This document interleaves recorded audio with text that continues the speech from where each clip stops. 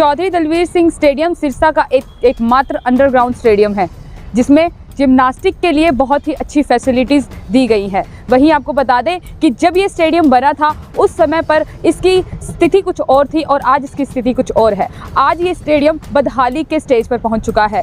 इस कारण ये है बदहाली के स्टेज पर पहुंचने का, क्योंकि जब ये स्टेडियम बना था उस समय पर इस स्टेडियम में बहुत से खेल खिलाए जाते थे, उनकी प्रैक्टिस करवाई जाती थी। लेकिन आज अगर इस स्टेडियम को देखा जाए तो नए स्टेडियम के साथ बनने के साथ साथ आज इस स्टेडियम को कहीं ना कहीं इग्नोर कर दिया गया है। वहीं आपको बता दें कि इस स्टेडियम में इस समय पर सिर्फ जिम्नास्टिक को छोड़ के और किसी भी खेल की कहीं पर भी नामो निशान नहीं है और ना ही कोई सुविधा है किसी भी खेल को लेकर। वहीं आपको बता दें कि यहाँ पर छोटे छोटे सिंबल्स देखने को मिल रहे हैं गेम्स की। किसी समय पर यहाँ पर फुटबॉल, वॉलीबॉल, टेबल टेनिस और भी बहुत से ऐसे गेम्स थे जो हम यहाँ पर सिंबल्स देख के ये अनुमान लगा सकते हैं कि किसी समय पर ये गेम्स भी यहाँ पे खिलाए जाते थे। लेकिन आज ये स्टेडियम ऐसे एरिया में है जहाँ पर खिलाड़ियों का आना जाना बहुत आसान हो जाता है, लेकिन गेम्स की सुविधा ना होने के कारण और जितने भी कोच हैं उनका ना हो पाने के कारण यहाँ पर खिलाड़ी सिर्फ जिम्नास्टिक को छोड़ के और कोई भी खिलाड़ी यहाँ पर नहीं आ सकता।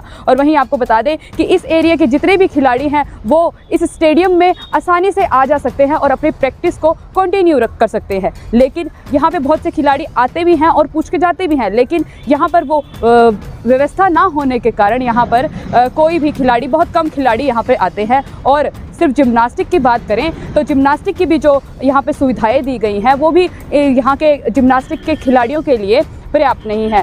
कहीं ना कहीं जो भी इनको सुविधा यहाँ पर दी गई है वो उसमें ही गुजारा कर लेते हैं और कहीं ना कहीं उनको ये है कि अगर वो शिकायत करें तो कहीं जो अभी उन्हें सुविधा मिल रही है या जितनी भी उन्हें पर्याप्त सुविधा मिल रही है वो भी कहीं उनसे छीन ना जाए, इसलिए इसी डर में वो कहीं भी शिकायत नहीं करते हैं।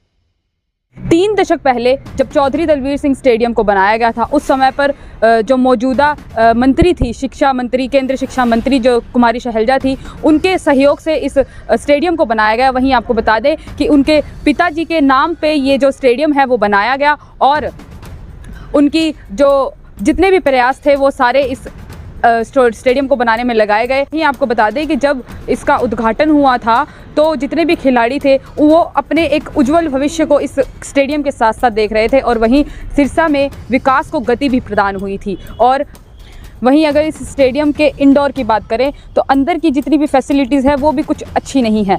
जितनी भी चेयर्स हैं, कुछ चेयर्स में टूटी हुई हैं। दर्शकों के लिए जितनी भी चेयर्स वहाँ पे लगी हैं उन चेयर्स पे सफाई ना होने के कारण धूल मिट्टी से पूरी सनी हुई हैं सारी की सारी चेयर। और वहीं अगर दीवारों की बात करें तो मच्छरदानियों से भी बड़े बड़े जाले वहाँ पर लगे हुए हैं और जितनी भी दीवारें हैं वो बारिश के पानी के कारण पूरी की पूरी सिलन से भरी हुई है। और वहीं अगर सफाई की बात करें तो बिल्कुल भी सफाई वहाँ पर नज़र नहीं आ रही है और जितने भी सामान जितने खिलाड़ियों को दिए गए हैं वो भी पर्याप्त नहीं है, टूटे फूटे हैं लेकिन फिर भी यूज़ किए जा रहे हैं। और वहीं आप वहीं हम यहाँ की अगर वॉशरूम्स की बात करें तो सारे वॉशरूम्स जो हैं वो टूटे हुए हैं और जितनी भी यहाँ पे नल है वॉशरूम की वो सब टूटी हुई हैं। वहीं आपको अगर पहले की थोड़ी सी समय की बात बताएं तो पहले यहाँ पर जितने भी खिलाड़ी आते थे या खिलाड़ियों के साथ जितने भी उनके पेरेंट्स आते थे उनको यहाँ पर रहने की बढ़िया बाकायदा सुविधा दी जाती थी और अच्छे रूम्स दिए जाते थे। और अगर आज हम उस रूम्स की तस्वीरें देखें तो उस रूम्स की जो हालत है वो बदहाली की कागार पे आ चुकी है। और वहीं अगर हम यहाँ जिस ग्राउंड में हम खड़े हैं ये फुटबॉल का ग्राउंड है। इस फुटबॉल के ग्राउंड में अगर हम ये देखने का प्रयास करें तो इस फुटबॉल के ग्राउंड में सिर्फ और सिर्फ जितनी भी सूखी फूकी घास और जो इसका ग्राउंड का लेवल है वो बिल्कुल भी मेंटेन नहीं है। और वहीं अगर हम देखें तो जितनी भी यहाँ पर सुविधाएं थी वो यहाँ पर इस समय पर सुविधाएं नहीं हैं। फुटबॉल के लिए अगर देखें तो थोड़े जो चिन्ह हैं वो हम गौर करके देख के ये अनुमान लगा सकते हैं कि यहाँ पर कभी फुटबॉल का ये ग्राउंड हुआ करता था। देख सकते हैं कि फुटबॉल के ग्राउंड के साथ साथ एक बास्केटबॉल का भी ग्राउंड बना हुआ है जहाँ पर एक पॉल सिर्फ और सिर्फ एक पॉल दिखाई दे रहा है, जिससे हम ये अनुमान लगा सकते हैं कि यहाँ पर किसी टाइम पे बास्केटबॉल खेला जाता था। और वहीं अगर हम यहाँ के ग्राउंड की अवस्था की बात करें तो इस ग्राउंड में सिर्फ टूटे फूटे पत्थर और ये जो इस ग्राउंड का लेवल है वो बिल्कुल भी मेंटेन नहीं है। और यहीं पे एक खंबा हमें नज़र आ रहा है जो इलेक्ट्रिक खंबा है और वहीं पे हम एक नल देख सकते हैं जो नल भी पूरे की पूरी बदहाली के हालात पे है।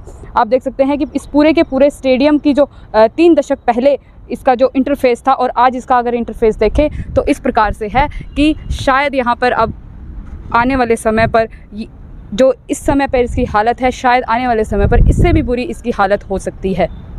वहीं अगर सूत्रों की बात करें कि सूत्रों से हमें ये जानकारी मिली है कि ये जो दीवार आप देख रहे हैं ये स्टेडियम की दीवार है, लेकिन यहाँ पर जो यहाँ के लोग हैं उन्होंने इस पे अपना कब्ज़ा कर लिया है और अपने पर्सनल काम के लिए इसको यूज़ किया है। आप देख सकते हैं कि यहाँ पर किस प्रकार से लोगों ने खिड़की दरवाजे और AC की बैक साइड यहाँ पर निकाली हुई है। कहीं ना कहीं ये जो यहाँ का माहौल है ये खिलाड़ियों के लिए भी सही नहीं है कि जब खिलाड़ी अपने गेम की तरफ ध्यान होता है उनका तो कहीं ना कहीं ये उस ध्यान को भटकाने का काम भी करती है। और वहीं आपको बता दें कि एक तरह से ये जो भूमि है सरकारी भूमि है और एक तरफ से इस भूमि के ऊपर इन लोगों का कब्ज़ा साफ तौर पे देख सकते हैं हम। और वहीं अगर इन सब चीज़ों का जिम्मेदार है तो कौन है।